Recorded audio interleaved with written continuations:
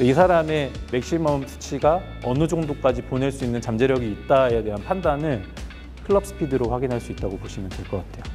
그러면 이렇게 돌았을 때 안쪽 속도와 끝쪽 속도는 달라요. 근데 우리가 헤드 안에 무게중심점이 어디 있는지 몰라요, 일단.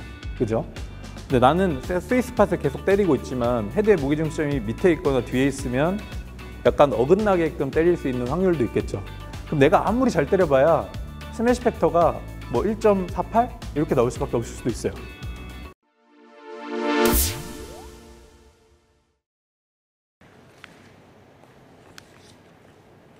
네, 첫 번째 3의 법칙입니다. 그냥 왼쪽부터 오른쪽으로 해석하시면 엄청 편하게 묶어놨고요. 좀 깊게 들어갈 거예요. 우리 클럽 스피드 들어보셨나요? 네. 혹시 클럽 스피드 어떻게 알고 계십니까?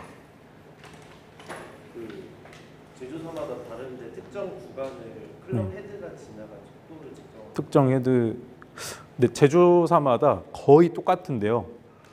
특정 위치가 있어요. 그래서 우리가 클럽 스피드를 명확하게 고객님들한테 설명을 하려면 언제 읽혔는지와 어디에서 읽혔는지를 설명해 드리면 되게 쉽거든요.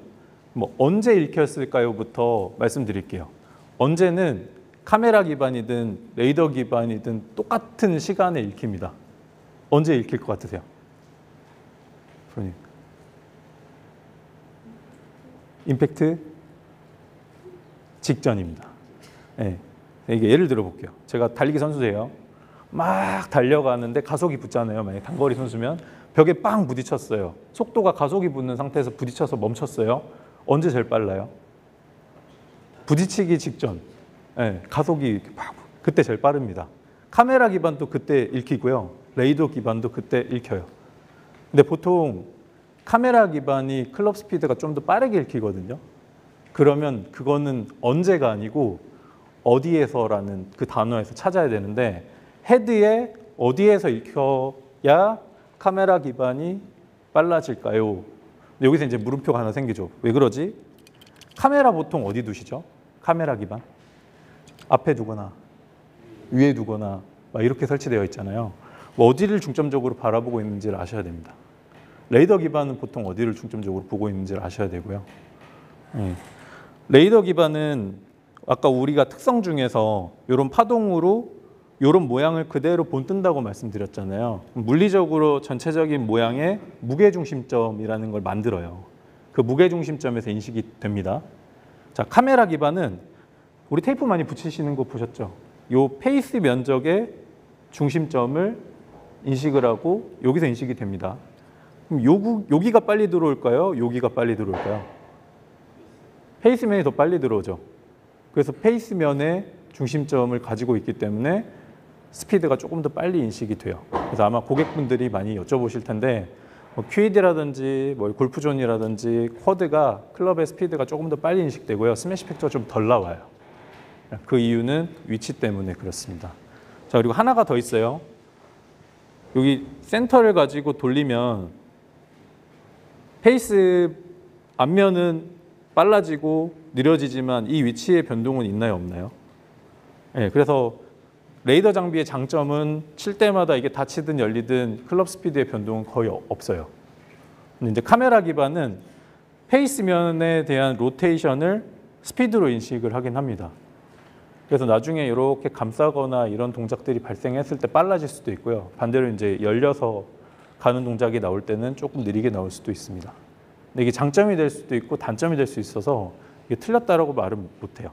알고 계셔야지 나중에 아 내가 스피드가 갑자기 올랐네 라고 했을 때 손목 동작이 약간 감싸는 동작이 들어가 있다면 속도가 좀 빠르게 나올 수 있어요. 단 클럽 스피드만 빠르게 나올 수 있어요. 볼 스피드는 똑같습니다. 네. 이제 제가 계속 임팩트 직전이라고 말씀을 드렸는데 그럼 임팩트가 뭐예요? 이렇게 물어볼 수 있잖아요. 저한테. 혹시 임팩트라는 거를 사진 한 장으로 표현한다면 어떻게 표현할 수 있을까요? 임팩트. 임팩트를 사진 한 장으로 표현한다면 저 앞에 보이는 사진 중에서 몇 번째 사진일까요? 위에 거.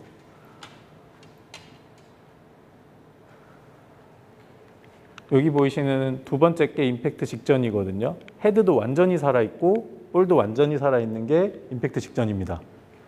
요거 제껴두고요.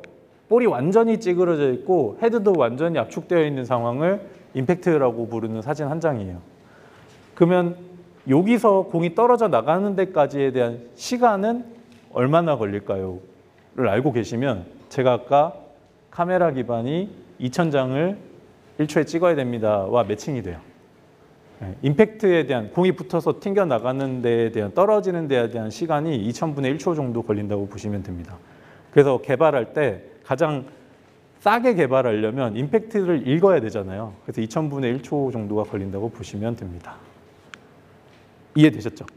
그러면 또 한 가지 또 질문이 생기는데 임팩트가 발생했을 때 공의 위치가 처음에 붙어 있는 위치와 같나요? 다른가요? 보통 이제 카메라 기반은 임팩트 직전에 이렇게 보고 있다라고 생각을 하시면 되고 레이더 기반은 나중에 뭐 다른 로프트라든지 이런 거 측정할 때 임팩트 때 인식이 되거든요. 그 위치가 달라요. 근데 임팩트 로케이션이 두 가지가 조금 다르게 인식이 됩니다. 임팩트 직전에 인식되는 게 보통 카메라 기반, 임팩트 때 인식되는 게 레이더 기반이라고 보시면 되고요. 보통 어택 각도 5도 정도로 다운블로가 들어가고 있는 상황에 한 6번 아이언이나 뭐 7번 아이언 정도 보시면 2에서 3mm 대략적으로 한 개의 격차가 있잖아요. 그리고 그거 하나 정도는 타고 올라가서 볼이 출발한다고 보시면 돼요. 그런 현상들이 발생한다고 그냥 알고만 계시면 될 것 같고요. 제일 중요한 거를 설명드리겠습니다.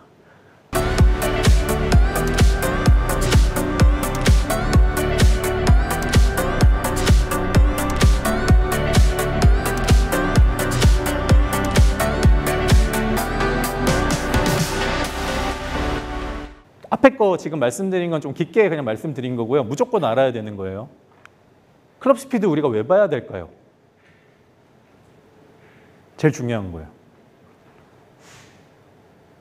이거 틀어놓고 혼자서 막 연습하시는 분 있잖아요. 왜 봐야 되죠? 막 이렇게 물어보죠. 여기 단어 하나가 있어요. 보시면은 잠재적인 보이시나요?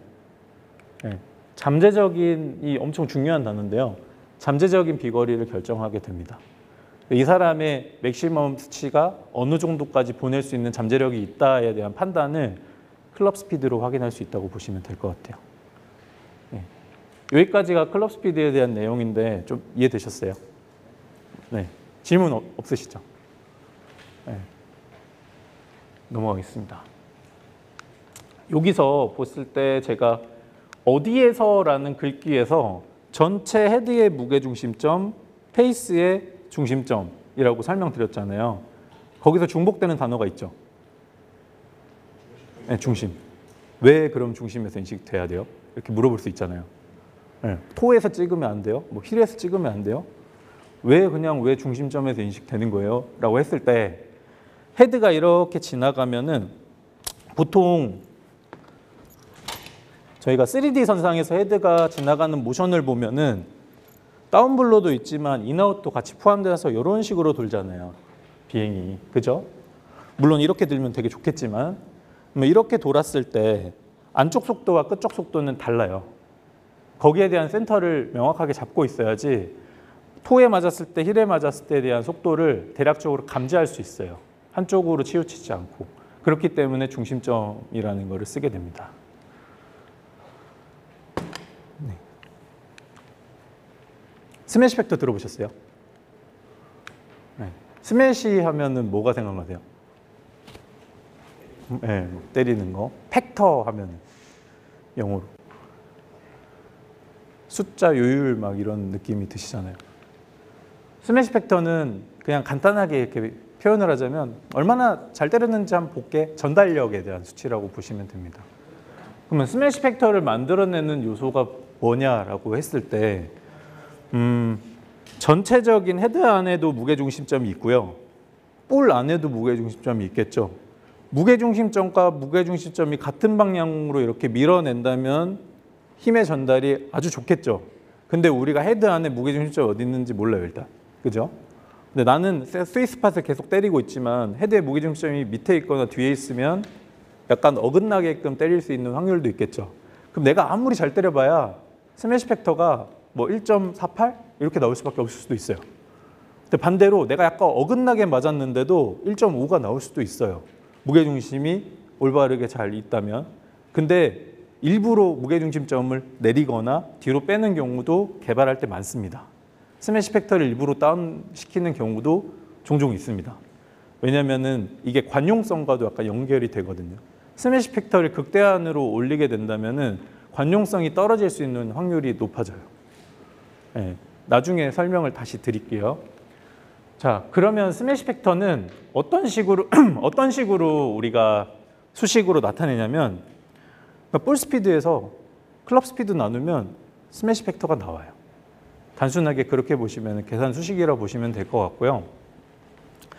자, 우리가 앞사람을 밀 때 이렇게 좁혀서 미는 거랑 앞사람을 밀 때 손을 이렇게 벌려서 미는 거랑 어떤 게 더 앞사람을 뒤로 멀리 밀 수 있을까요?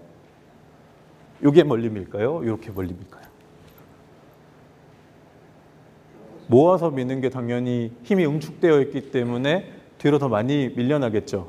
자, 제가 지금 설명드린 팔 한쪽이 다이나믹 로프트, 나머지 팔 한쪽이 어택 앵글이라고 보시면 됩니다. 이동하고 있는 헤드의 경로와 페이스가 맞고 있는 이 각도가 일치한다면은 밀어내는 힘이 더 세지고요. 이게 계속 벌어진다면은 밀어내는 힘은 줄어들어요. 네.